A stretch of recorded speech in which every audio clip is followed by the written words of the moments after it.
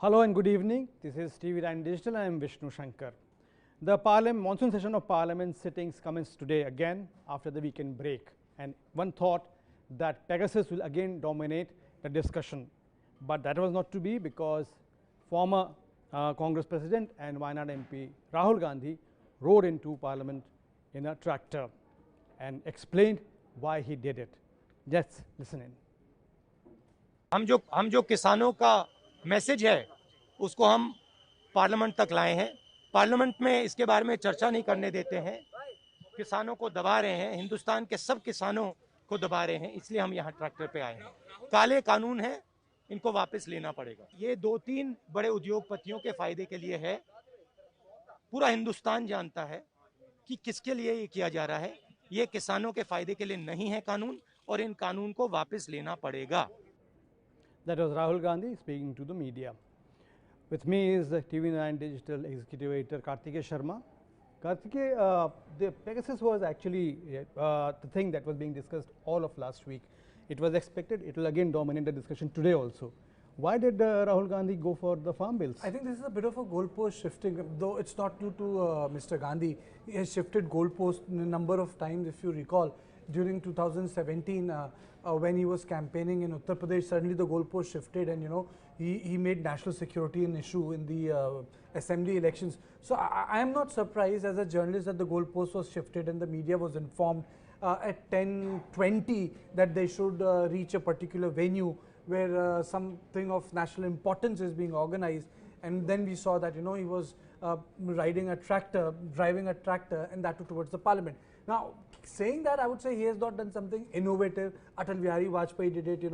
He used that bullock cart because he wanted to make a statement against, at that point of time, a very powerful Prime Minister Indira Gandhi. But this time around, because of security and other things, and the whole template of Parliament complex has changed. You can't go inside. So he drove a tractor. So I think it's just about the popular politics. Moreover, I see it in context of Punjab only, because see, the resonance of the farmers' agitation has not been a pan-India. One has to understand that it is not to debase the sentiment on street, which is there in Punjab or Haryana. But it is wrong to say that it has the same resonance in Telangana or Andhra Pradesh or Kerala. No, it's not a pan-India movement. It is basically restricted to Western UP, Haryana and Punjab. 2.5 states. This is a movement restricted to 2.5 states. And when we talk about Uttarakhand, it's also primarily a farming state when it comes to Tarai region. So I think keeping the election in mind and all the Punjab leaders being there, if this would have been a pan-India thing, then I would have seen senior leaders from other parts of the country. If you see the tractor, it was only about Punjab, There was not even, Punjab or Haryana, because Bajwa was there and Junior Hooda was there accompanying Rahul Gandhi. So I think it was very Haryana-Punjab centric thing. Though the surprising part, as you very well summed up, is that suddenly the goalpost shifted from Pegasus to farm, which means that this parliament is not going to function, unfortunately. Well, even in terms of Punjab, you will notice that the day Sidhu was anointed the PPCC president, on the very next day there was a Kisan Morcha that was to be organized. Sidhu forgot all about it and went on his victory march. So basically, even in Punjab, the message given by Congress is all wrong. I would say that if we have to see Navjot Singh Sidhu's politics, I think he should not be seen from the perspective of what Balram Jhakar has been doing, or what the farmer leaders, so-called farmer leaders, have been doing. Anyway, I don't think there is any farmer leader to boast of today. You can't even call Mulayam Singh a farmer leader. The last farmer leader to I would say pan-India farmer leader in politics was Chaudhry Charan Singh. That's right. Truly, in the sense, because he could overcome all the castes. Though if you have to semantically say which caste, I would say he was the biggest OBC leader ever, because he could actually transcend all the OBC castes. After that, after passing away of Charan Singh, you had a lot of caste-based farmer leaders. You had Mulayam Singh Yadav, Lalu Prasad Yadav, Nitish Kumar, but then ultimately they metamorphosed into community leader. That's right. So in that sense, well, there are no big farmer leaders. But here, I think the tragedy is that in the name of the farmer, there is no conversation which is happening.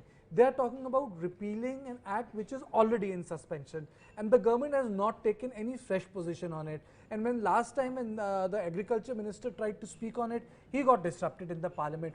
So it's not going to go anywhere. For me, the fact that it's the farmers issue today and yesterday it's Pegasus, it means that the House will continue to get disruptive. It will be a very non-productive monsoon session of the parliament, and unfortunately because of COVID and the dysfunctionality in terms of relationship between BJP and Congress, nothing seems to come out. No bill is getting debated in the House. This also shows perhaps a lack of clarity in the opposition on which issue to actually highlight. The other thing is in the business that is to be transacted this week, there is no discussion listed for farm bills. So this looks like a wasted effort. There used to be, Ram Manohar Lohia used to say कि the phrase in Hindi was संसद को गरम करके रखना चाहिए, नहीं तो मुद्दे ठंडे हो जाते हैं. तो वो कहते थे संसद और सड़क दोनों को गर्म करके रखना चाहिए.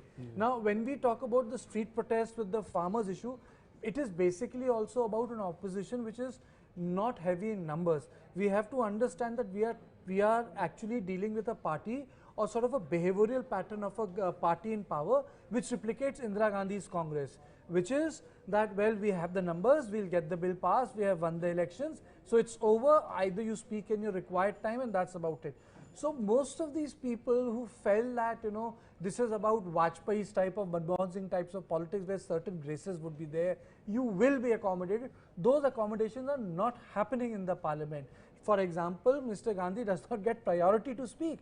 That priority goes to Adhir Ranjan Chaudhary. So deliberately so. Maybe deliberately so, maybe it's just the protocol, because he's not an extra constitutional authority. Mr. Rahul Gandhi is just a member of parliament. Right. He's not even the president of his party. So those graces, those little concessions are not available. So what is happening is that first you protest in the parliament gets called off, your say is not registered properly, you go outside parliament and protest. I would say what is happening is some sort of a simulation of politics of 60s and 70s where you had a fragmented opposition against one very important leader. Imagine, Vishnu, late 60s and 70s where you had Indira Gandhi in power and you had Jan Sangh, you had Krishak Party, you had PSP, Swatantra Party, and imagine you had no leader of opposition and all of them were fighting there and they used to say Indira Hatao and Indira Hatao. That is what is also happening, Modi Hatao and Modi Hatao. So the point is that even the opposition is not on board properly. Today Mamata Banerjee, the most successful CM, is in town meeting people, but tell me, is there a common opposition meeting? No, there is no common opposition meeting. She is meeting people differently at different times. Absolutely. Thank you, Karthik, for all those insights. How the opposition behaves, what are the matters that are taken up for discussion, we'll know later in the week. Thank you for being with TV9 Digital. Bye for now.